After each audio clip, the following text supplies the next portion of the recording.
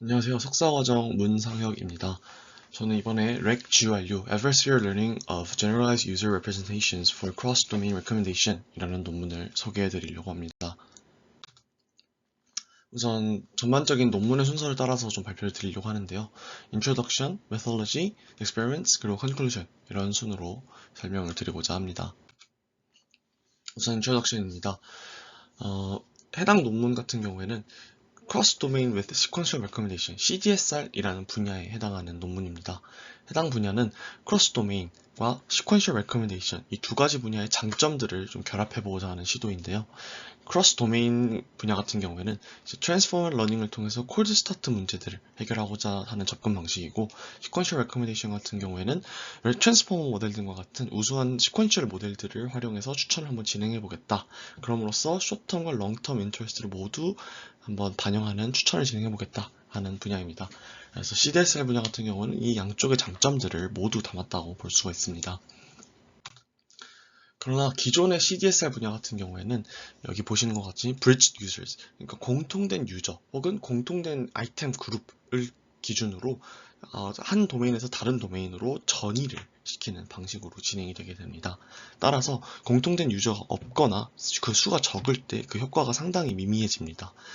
REC-GURU라는 논문은 이러한 문제점을 지적하며 현실의 데이터에서는 대부분 이런 공통된 유저들이 많은 경우가 없으며, 그렇기 때문에 어떤 일반화된 방식으로 이 유저 레프레젠테이션들을 만들어내야 된다. 이런 도메인 전이를 발생시켜야 된다. 라고 주장하고 있습니다. 그래서 이러한 구조의 모델을 제시를 합니다. 여러 파트들로 구성이 되는데요. 크게 보면은 이 GURU 모델, 그 다음에 이 GURU 모델들의 아웃풋을 활용하고 숏텀 시퀀스를 활용해서 추천을 진행하는 어떤 CDSR 파트, 이렇게 크게 두 가지로 나눠져 있다고 보실 수 있습니다.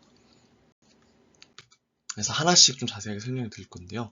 우선 Generalized User Representation 모듈입니다. 줄여서 GURU라고 이야기를 하고 있는데요. 크게 보면 두 가지로 구성이 되어 있습니다.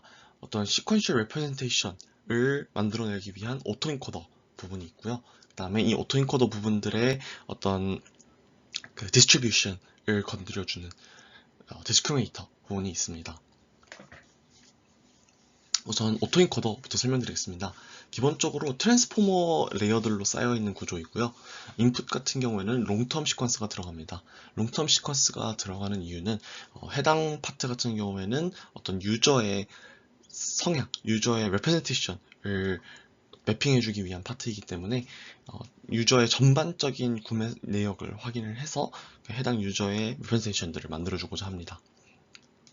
또한 이 모델에서 항상 동일한 인풋 길이를 받아야 되기 때문에 일정 수준의 길이를 정해놓고 그 길이보다 크면 잘라내고 짧으면 패딩을 하는 방식으로 인풋들을 받아들이고 있습니다.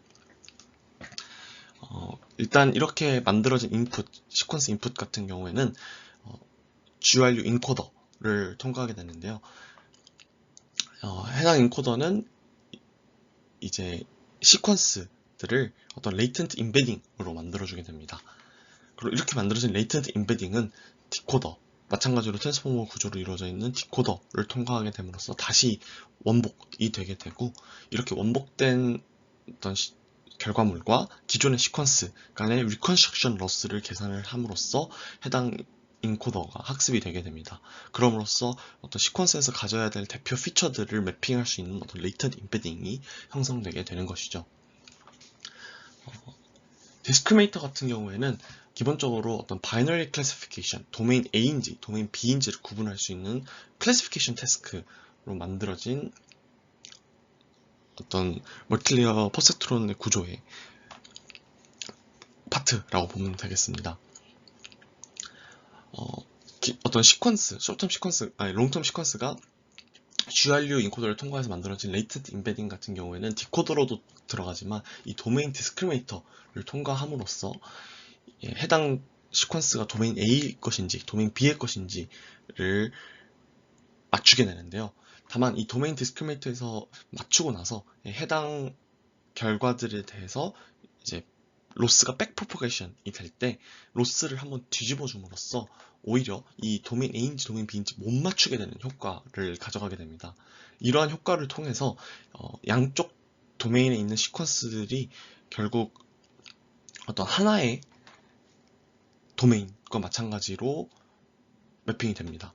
다르게 이야기하자면 도메인 A인지 도메인 B인지 맞추지 못하게 함으로써 어떤 도메인 A에 대한 정보도 도메인 B에 대한 정보도 담을 수 있는 인코더가 학습이 되게 된다는 소리입니다. 또한 더 나아가서 L2 페널티를 적용하는데요.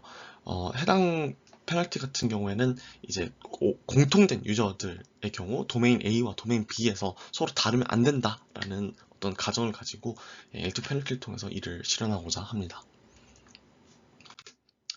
다음으로 이제 크로스 도메인 레코멘데이션, 실제 추천단인데요. 해당 파트 같은 경우에 인풋은 앞선 모듈과 다르게 쇼텀 시퀀스로 들어갑니다. 그래서 어떤 짧은 시점 내에서 해당 유저의 선호도를 확인해 보기 위한 조치이고요. 그다음에 이렇게 들어간 시퀀스는 결국 어떤 해당 시점의 최종적인 선호도, preference로 나오게 됩니다. 여기서 또한 마찬가지로 이제 시퀀스 인베딩을 만들어주는 어떤 인코더가 존재하게 되고요. 해당 인코더에서 나온 과 이전의 GURU 모델에서 만들어낸 GUR, 어떤 General User Representation을 멀티헤드 크로스 어텐션을 통해서 어떤 하나의 정보 값으로 만들어주게 됩니다. 그래서 이렇게 만들어진 어떤 선호도, 어떤 정보 값은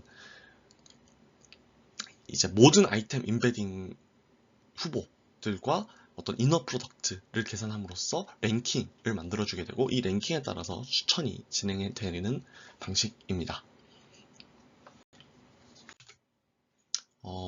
일반적으로 트레이닝 스트래티지는 다음과 같은데요. 우선 말씀드렸다시피 인풋 같은 경우에는 이제 쇼텀 시퀀스 인풋이 이제 실제 추천단에 들어가고 롱텀 시퀀스 인풋이 모듈에 들어가게 됩니다. 그리고 정확하게 얘기하면 이제 투 트랙으로 진행이 되게 되는 방식인데요. 기본적으로 이 GURU 모델을 프리트레이닝을 진행을 시켜 놓고 그래서 이 롱텀 시퀀스를 기반으로 오토인코더를 통해서 리컨스트럭션 로스를 통해서 어떤 유저 레프레젠테이션, 이 시퀀스 레프레젠테이션을 만들어냄과 동시에 이 디스크리미네이터 로스를 결합해 줌으로써 해당 각 도메인에서 나오는 어떤 유저 레이턴트 인베딩이 모두 동일한 공간에 매핑될 수 있도록, 다시 얘기하자면 도메인 A와 도메인 B의 정보가 모두 담긴 어떤 제너럴한 유저 레프레젠테이션이 만들어질 수 있도록 학습이 됩니다. 그리고 이렇게 만들어진 인베딩, 사전에 만들어진 인베딩들을 이 실제 CDSR 모듈에서 쇼트 인컨스를 받은 후 쇼트 인컨스에 대한 레이턴트 인베딩과 함께 멀티헤드 어텐션을 통해서 하나의 프레퍼런스 값으로 만들어주고 이 프레퍼런스 값을 모든 아이템 인베딩과의 이너 프로덕트를 통해서 랭킹을 매겨주게 되는 방식입니다. 실제로 데이터셋 같은 경우에는 이제 어떤 쌍을 이루는 데이터셋들을 주로 활용하게 되는데요. 이 크로스 도메인이라는 파트 때문에 그렇습니다. 해서 조금 임의로 어느 정도 비슷한 분야, 어느 정도 서로에게 영향력을 줄 수 있을 것 같은 두 가지 데이터셋을 하나로 구성을 하게 되고요. 그래서 해당 논문 같은 경우는 스포츠와 클로즈, 그 다음에 무비와 북, 그 다음에 위시와 텐센트 비디오 이런 식으로 어느 정도 연관이 있는 분야들을 하나의 데이터셋으로 구성해주고 있습니다. 그래서 각각 데이터셋 같은 경우에 이런 식으로 유저 넘버들, 유저의 수, 그 다음에 아이템의 수, 그 다음에 어떤 평균적인 시퀀스의 길이, 그 다음에 실제로 겹치는 유저의 수, 이런 식으로 표시를 해주고 있습니다. 이제 해당 모델, 이제 RecGRU 모델이 실질적으로 어느 정도의 성능을 보여주는지를 알기 위해서 기존의 어떤 소타 모델들, 베이스라인 모델들과의 비교를 진행을 하게 되는데요. 기본적으로 이제 싱글 도메인과도 비교를 진행하고 크로스 도메인과도 진행을 합니다. 왜냐하면 해당 논문 같은 경우에는 기본적으로 크로스 도메인을 타겟팅을 하고 있지만 크로스 도메인이 아니더라도 싱글 도메인에서도 어느 정도 효과를 보여줄 수 있기 때문입니다. 그래서 이제 싱글 도메인 같은 경우에는 이제 오토렉이라고 적혀 있는 이제 실제 그 디스크리미네이터를 적용하지 않고 어떤 크로스 도메인의 효과를 전혀 없이 싱글 도메인에서만 진행을 하는 걸로 비교를 하게 되고요. 이제 크로스 도메인 시나리오 같은 경우에는 렉츄얼류, 아까 설명드렸던 디스크미터가 포함된 크로스 도메인의 시나리오를 포함한 모델로 비교를 진행하게 됩니다. 그래서 전반적으로 확인해 보시게 되면 모든 데이터에서 기존의 소타 모델들과 비슷한 성능을 보이거나 더 좋은 성능들을 보여주고 있습니다. 특히나 이제 크로스 도메인 같은 경우에 좀 이전의 소타 모델이었던